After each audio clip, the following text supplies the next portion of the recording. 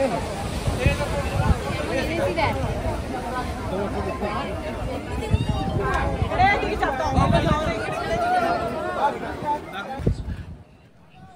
Viewers, welcome back to my channel. আজকে আমাদের কেরালাতে সপ্তম দিন। এই সপ্তম দিনে আমাদের কোভালামেই থাকার কথা। তো আগের ভিডিও যারা দেখেছেন তারা জানেন। তো যদি না দেখে থাকেন অবশ্যই আগের ভিডিওটা ভিজিট করবেন।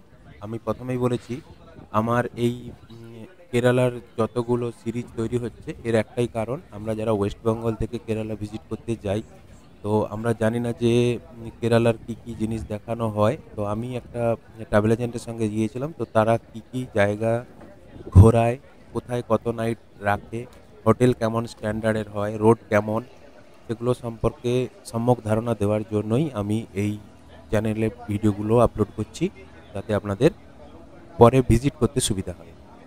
এই সপ্তম দিনে আমরা কি কি এক্সপ্লোর করব প্রথম স্ক্রিনে নিশ্চয়ই আপনারা দেখেই নিয়েছেন। তো তাও বলি যে আমাদের আজকের দিনের লিস্টে আছে এই আজিমালা টেম্পল যেটা দেখতে পাচ্ছেন, তার আগে ছিল পোভার আইল্যান্ড, যে দুটো মেন অ্যাট্রাকশন।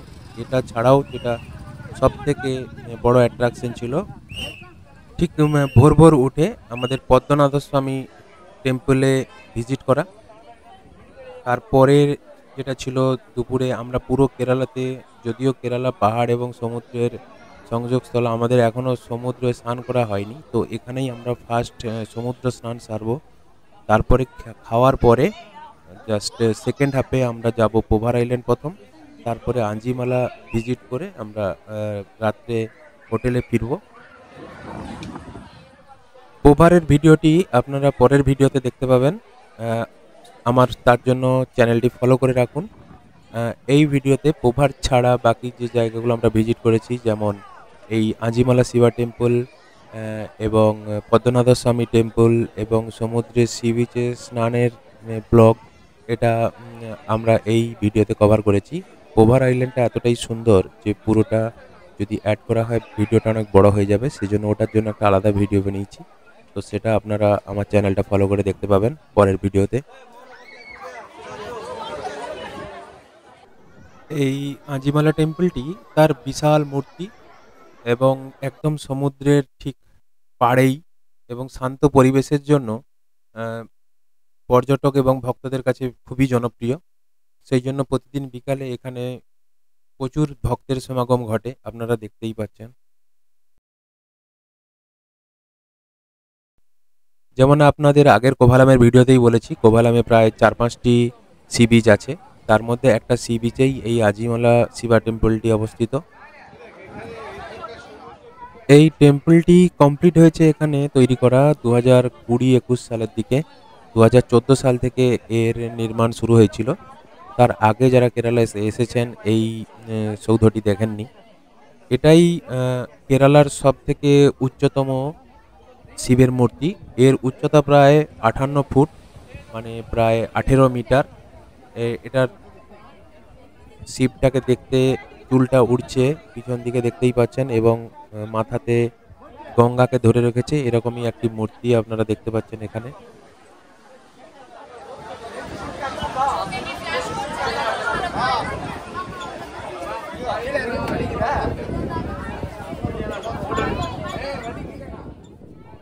এই মন্দিরটাতে আসার জন্য কিন্তু যথেষ্ট কষ্ট করতে হবে, আসার সময় ততটা কষ্ট নেই। বালিয়াড়ির অনেকটা উঁচুতে বাসটা পার্কিং হয়েছিল আমাদের, কিন্তু যাওয়ার সময় আমাদেরকে অনেকটা উপরে উঠতে হয়েছিল। সেই চর্তিটা ওঠার জন্য কিন্তু যথেষ্ট এনার্জি লস করতে হবে আপনাদেরকে, তার জন্য মেন্টাল প্রিপারেশন রাখবেন সবাই।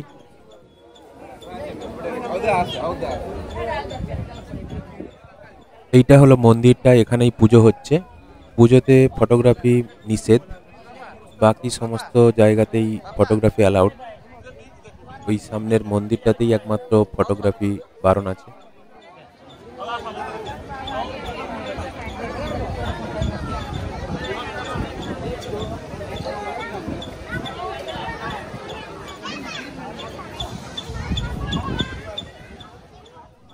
এই মন্দিরটা থেকে বেশ কিছু ধাপ নামলেই আপনারা এখানকার যে বিচ, সেই বিচে পৌঁছে যাবেন। এই মন্দির এবং বিচের মাঝখানে প্রায় 100 খানিক ধাপ আছে, আর সেখানেই আপনারা পেয়ে যাবেন রেস্টুরেন্ট এবং ওয়াশরুম এইগুলো ওখানে পেয়ে যাবেন। সেই রেস্টুরেন্টে আপনারা টিফিনও করতে পারেন। বিকেলের দিকে আসা হয় এখানে। এখানের সমুদ্রের যে ভিউ সেটাও কিন্তু অপরূপ। আমরা এক্ষুনি নিচে নামবো, সেখান থেকে আপনাদেরকে নিচের যে ভিউটা হয় সেটাও দেখাবো। এই কোভালামের সানসেট, এটা আমরা 2 দিন এখানে ছিলাম, 2 নাইট। তো 2 নাইটই আমরা এখানে এনজয় করেছি। সবথেকে অপূর্ব যেটা সেটা হচ্ছে কোভালামের সানসেট, যেটা কেরালাতে বেশিরভাগ সময়ই বছরের মেঘলা থাকে। বৃষ্টি বেশি হয় এখানে পশ্চিমঘাট পর্বতমালা সমুদ্রের ধারে থাকার জন্য। দক্ষিণ পশ্চিম মৌসুমী বায়ু এখানেই ধাক্কা লাগে এবং এখানেই সবথেকে বেশি বৃষ্টিপাত হয়। তো আমরা এখানে কিন্তু একদম পরিষ্কার ওয়েদার পেয়েছিলাম। কোনো সময়ই একটুও আমরা মেঘলা পাইনি।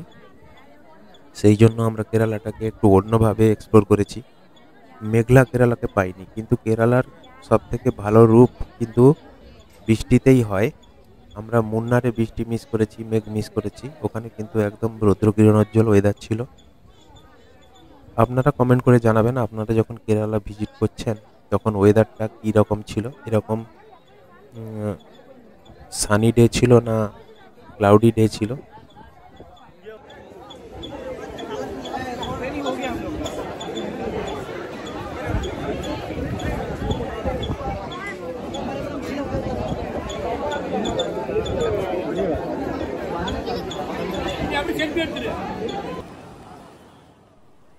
এটাই হচ্ছে আজিমালা বিচ।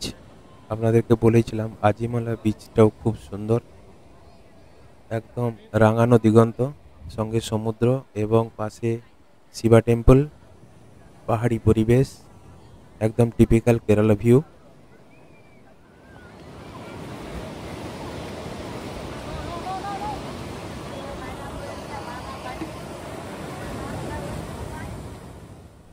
এটাই হলো সেই চড়তিটা যেটা আপনাদেরকে বলেছিলাম যে এখানে কিন্তু অনেকটাই চড়তি রাস্তা অতিক্রম করতে হয়। আমাদের গাড়িগুলোর উপরে রয়ে গেছে।